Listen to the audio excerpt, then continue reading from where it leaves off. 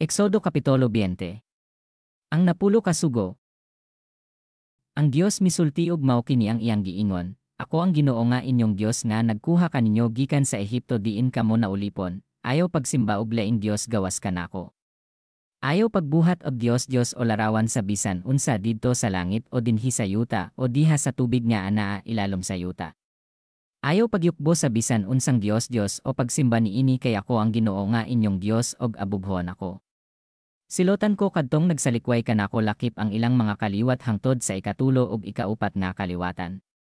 Apan ang nahigugma kanako ug nagtuman sa akong mga sugo, higugmaon ko hangtod sa linibo ka mga kaliwatan, ayaw pasipad ipaggamit ang akong ngalan. Ako si Yahweh na inyong Dios. Silotan ko si bisan kinsa nga magpasipala sa akong ngalan, hinumdomi ang adlaw nga igpapahulay ug ilha kini nga balaan. Makatrabaho kamo sulod sa unom ka adlaw apan ang ikapitong adlaw mao ang adlawng igpapahulay nga gigahin alang kanako.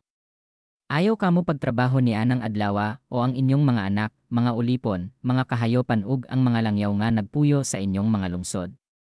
Sulod sa unom ka adlaw gibuhat ko ang langit, ang yuta, ang kadagatan ug ang tanan nga anaa niini ug mipahulay ako sa ikapitong adlaw. Busa gipanalanginan ko ang adlawng igpapahulay ug gibalaan kini. Tahora ang inyong amahan ug inahan aron mo taas ang inyong kinabuhi diha sa yuta nga gihatag kaninyo sa Ginoo nga inyong Dios. Ayaw kamo pagpatay, ayaw kamo panapaw, ayaw kamo pangawat, ayaw kamo pagbutang-butang sa inyong isikatawo, ayaw kamo kaibog sa balay sa laing tawo o sa iyang asawa o sa iyang mga ulipon o sa iyang mga baka, sa iyang mga asno o sa bisan unsa nga iyaha.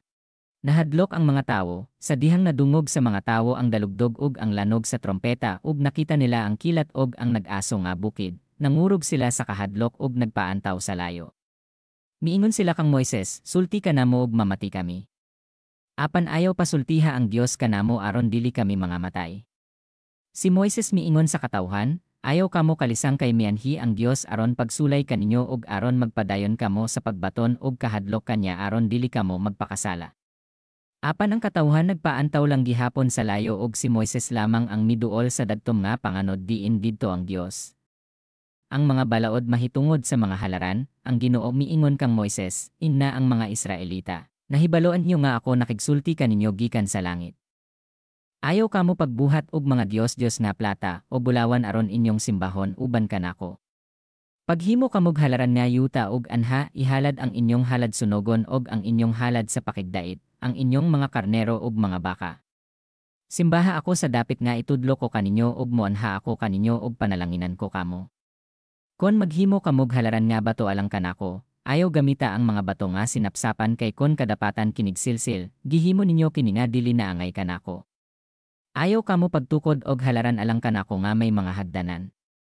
Kon buhaton niyo kini makita ang inyong pagkahubo inigsakan niyo niini.